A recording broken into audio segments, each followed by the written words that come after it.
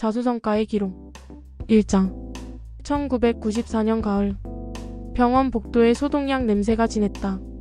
14세 아이는 하얀 시트로 덮인 두 개의 침대를 멍하니 바라봤다. 경찰은 빗길에 브레이크가 미끄러졌다고 했다. 그게 전부였다. 아버지의 낡은 트럭과 함께 그녀의 세계가 한순간에 무너졌다. 장례식장에는 사람이 많지 않았다. 할머니가 아이네 어깨를 꼭 잡았다. 이제 우리 둘뿐이구나. 할머니의 손은 거칠고 마른 나뭇가지 같았다. 전라도 시골 마을로 돌아가는 버스 안에서 아이는 창밖을 내다봤다. 논밭 사이로 난 비포장도로 빛바랜 슬레이트 지붕들. 이곳이 이제 그녀의 전부였다. 할머니 집은 방 2칸짜리 낡은 한옥이었다. 아궁이에 불을 떼야 했고 화장실은 집 밖에 있었다. 아이는 중학교에 복학했지만 교복 사입을 돈이 없어 언니가 물려준 헌 교복을 입었다. 점심시간이면 친구들은 학교 앞 분식집으로 갔지만 아이는 할머니가 싸준 보리밥 도시락을 먹었다. 할매, 우리 왜 이렇게 가난해요? 어느 날 저녁 아인이 물었다. 할머니는 한숨을 쉬며 대답했다. 돈이 없어서요. 돈이 있으면 내 아버지도 그런 낡은 트럭 안 몰았을 거고. 그날 밤 아이는 잠이 오지 않았다. 달빛 아래 천장에 금을 세며 생각했다. 돈. 그게 전부였다. 돈이 있었다면 부모님은 살아있었을지도 모른다. 돈이 있었다면 이 좁고 추운 방에서 떨지 않아도 됐을 것이다. 중학교 3학년 가을 진로 상담 시간이었다. 너는 고등학교 갈 거지? 담임 선생님이 물었다. 아이는 고개를 저었다. 서울에 가서 돈 벌 거예요. 선생님의 얼굴이 굳었다. 너 미쳤냐? 15살짜리가 무슨 서울을. 하지만 아이의 눈빛은 단호했다. 버스표 값 15,000원이 아까웠지만 아이는 주저하지 않았다. 할머니가 쥐어준 30만원은 그녀가 가진 전부였다. 얼른 돌아오너라. 할머니의 마지막 말이 귓가에 맴돌았다. 서울 남부터미널에 내렸을 때 도시의 소음이 아이를 압도했다. 차 경적, 사람들의 빠른 발걸음, 형광등 불빛. 모든 게 낯설고 빨랐다. 손에 쥔 종이에는 고향 선배가 알려준 고시원 주소가 적혀 있었다. 영등포구 어느 골목 쪽방촌이었다. 보증금 10만원, 월세 20만원. 고시원 주인 아저씨가 무뚝뚝하게 말했다. 방은 겨우 몸을 뉘일 정도였다. 창문도 없었고 공용 화장실에선 곰팡이 냄새가 났다. 하지만 아이는 당장 계약했다. 남은 돈 20만원. 한 달을 버텨야 했다. 다음 날부터 아이는 일자리를 찾아다녔다. 미성년자는 안 돼. 대부분의 대답이 이랬다. 공장, 식당, 편의점. 어디든 문전박대였다. 열흘이 지나자 남은 돈은 5만원뿐이었다. 밥값을 아끼려 하루 한 끼만 먹었다. 영등포 시장에서 1,000원짜리 김밥 한 줄로 버텼다. 너 나이가 어떻게 돼? 어느 중국집 사장이 물었다. 19이요. 아이는 거짓말을 했다. 주민등록증도 없으면서. 사장은 믿지 않는 듯 했지만 손님이 많은 주말이라 그냥 일을 시켰다. 설거지에 하루 2만원. 그렇게 아이네 서울 생활이 시작됐다. 중국집 설거지, 시장 좌판 정리, 전단지 돌리기. 주 7일 하루 14시간. 손은 금방 트고 부어올랐지만 아이는 입술을 깨물고 버텼다. 한 달이 지나자 월세를 낼 수 있었다. 2달이 지나자 밥을 2끼 먹을 수 있었다. 한여름 쪽방촌은 찜통이었다. 선풍기도 없는 좁은 방에서 아이는 땀에 젖어 잠을 청했다. 밤마다 취객들의 고함 소리, 부부싸움 소리가 벽을 타고 들어왔다.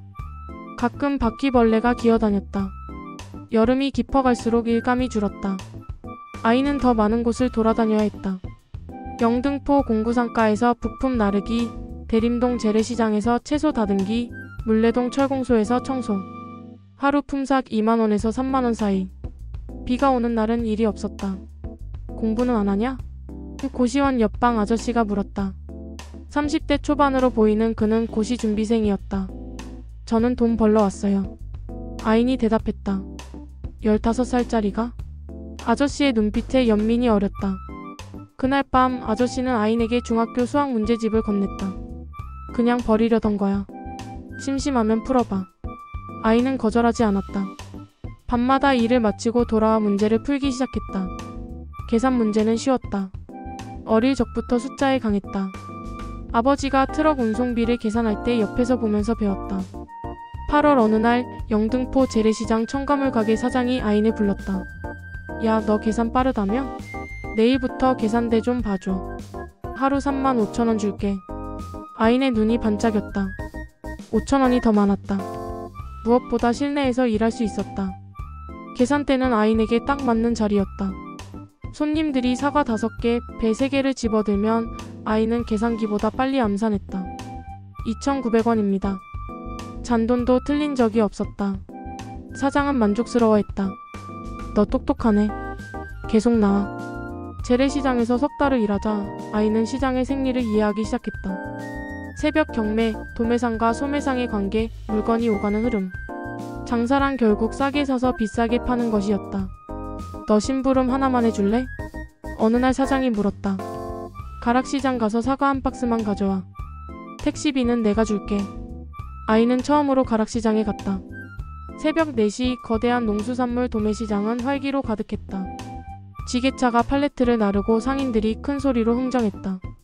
경매장에서 아이는 넋을 잃고 지켜봤다. 숫자들이 빠르게 오갔다. 한 박스당 15,000원, 18,000원, 2만원. 소매상들은 품질을 보고 빠르게 판단했다. 아인의 머릿속에서 계산이 돌아갔다. 여기서 18,000원에 사서 우리 가게에서 3만원에 팔면 12,000원 남네. 아가씨 뭐 찾아? 한 도매상 아저씨가 물었다. 사과요. 좋은 거로요. 아인이 대답했다. 아저씨는 웃으며 한 박스를 열어 보여줬다. 이거 어때? 경북 청송산 당도 13 이상. 박스당 2만원. 아이는 사과를 하나 집어들고 자세히 봤다. 크기, 색깔, 흠집 여부. 그리고 냄새를 맡았다. 2만원은 비싸요. 17,000원에 주세요. 아저씨가 놀란 표정을 지었다. 어린 것이 똘똘하네. 그래, 18,000원 최종이야. 돌아오는 택시 안에서 아이는 영수증을 들여다봤다. 18,000원. 사장님께 15,000원이라고 말하면 3,000원이 남는다. 하지만 아이는 그러지 않았다. 사장님, 18,000원이었어요. 근데 다음부터 제가 직접 가락시장 가서 떼오면 어떨까요? 더 싸게 구할 수 있을 것 같아요. 사장의 눈빛이 달라졌다. 내가? 아이는 고개를 끄덕였다. 제가 매일 새벽에 가서 좋은 물건을 싸게 사올게요. 대신 거기서 아낀 돈의 10%만 주세요. 그렇게 아이는 16살의 시장 중개인이 됐다. 새벽 3시면 아이는 일어났다. 가락시장까지 가는 첫 버스를 탔다.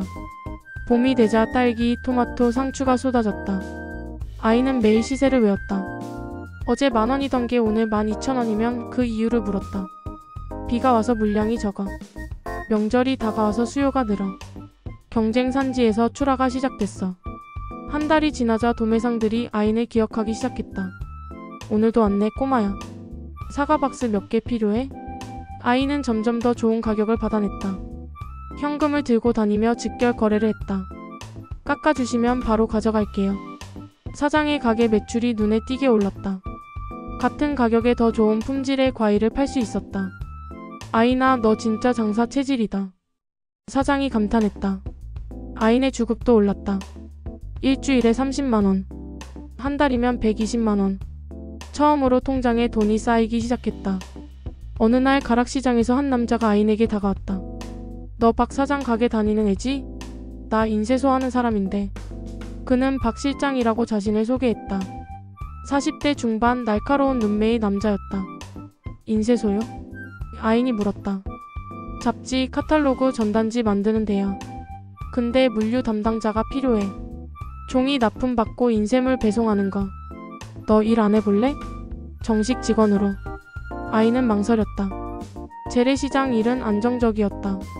하지만 박 실장의 제안은 더 컸다.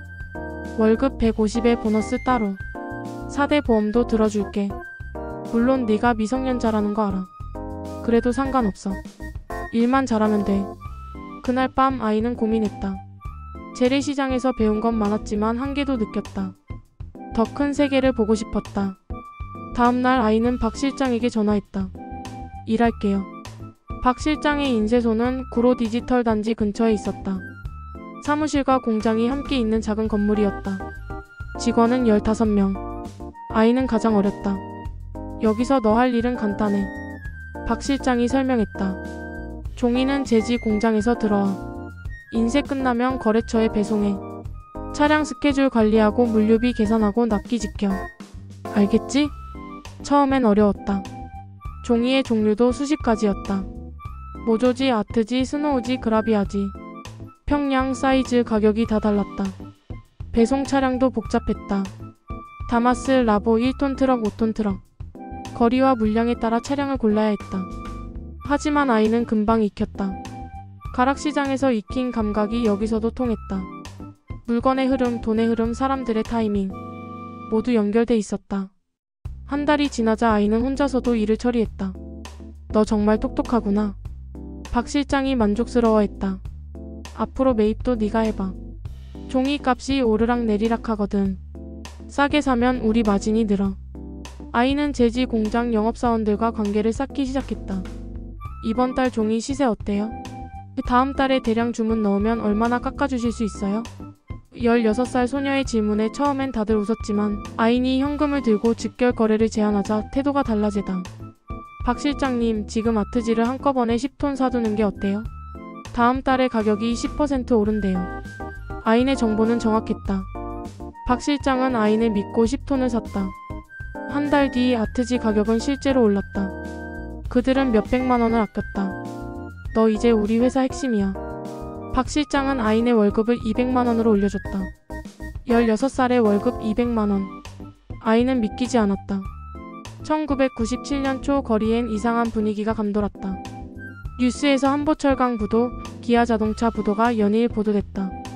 박 실장의 얼굴도 어두워졌다. 아이나 요즘 거래처들이 돈을 안 갚아. 박 실장이 한숨을 쉬었다.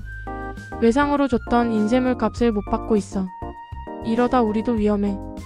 여름이 지나고 가을이 되자 상황은 더 나빠졌다. 거래처 두 곳이 부도를 냈다. 몇천만 원의 돈이 날아갔다. 인쇄소 직원들은 불안해했다. 월급 제대로 나오겠어? 우리도 문 닫는 거 아냐? 11월 IMF가 터졌다.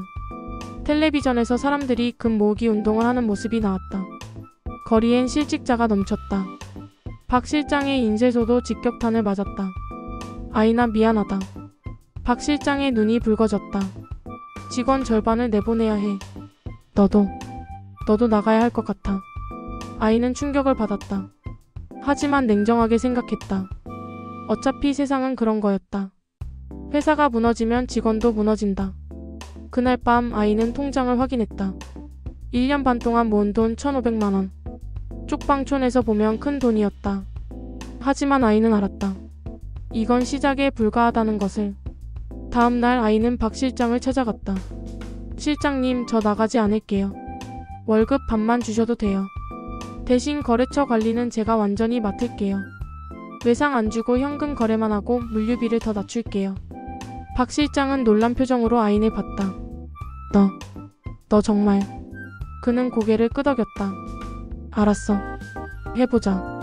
우리 둘이서라도. IMF 한파는 혹독했다. 거리마다 폐업 딱지가 붙었다. 하지만 아인에게는 기회였다. 경쟁사들이 무너지자 오히려 일감이 몰려들었다. 싼 가격에 빠른 납기를 원하는 곳들이 생겼다. 실장님, 지금 중고 인쇄 기계가 헐값에 나와요. 아인이 말했다. 부도난 인쇄소에서 기계를 팔아요. 지금 사두면 나중에 몇 배로 벌 수 있어요. 돈이 어딨어? 박 실장이 한숨을 쉬었다. 아이는 잠시 망설이다 입을 열었다. 제 돈 1,500만 원 있어요. 빌려드릴게요. 박 실장의 눈이 커졌다. 내가? 네, 대신 조건이 있어요. 회사 지분 10% 주세요. 그날 17살 아이는 인쇄소의 주주가 됐다. 중고 기계 2대를 들여오자 생산량이 2배로 늘었다. 아이는 부도난 업체의 거래처를 하나씩 흡수했다. 저희가 더 싸게 더 빠르게 해드릴게요. 현금 거래, 빠른 납기, 확실한 품질. 소문은 빠르게 퍼졌다. 1998년 여름 인쇄소는 직원을 다시 고용하기 시작했다. 가을이 되자 매출은 IMF 이전을 넘어섰다. 박 실장은 감탄했다. 아이나, 너 없었으면 우린 망했어. 아이는 재래시장도 다시 시작했다. IMF로 부도난 과일 가게들을 싸게 인수했다. 2개, 3개.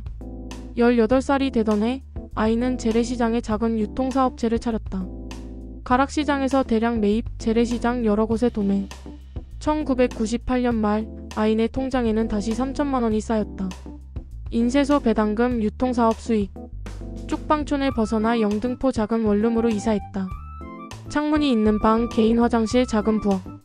아이는 창문을 열고 밤하늘을 올려다봤다. 엄마, 아빠, 저 이제 괜찮아요. 쪽방촌 고시원에서 시작한 14살 소녀는 이제 자립한 18살 사업가가 되어 있었다. 1994년 가을, 그녀가 병원 복도에서 맹세했던 것. 나는 살아남을 거야. 절대 다시 가난하지 않을 거야. 그 맹세는 지켜졌다. 아인의 이야기는 이제 시작이었다. IMF의 폐허 위에서 그녀는 더 큰 기회를 향해 걸어가고 있었다.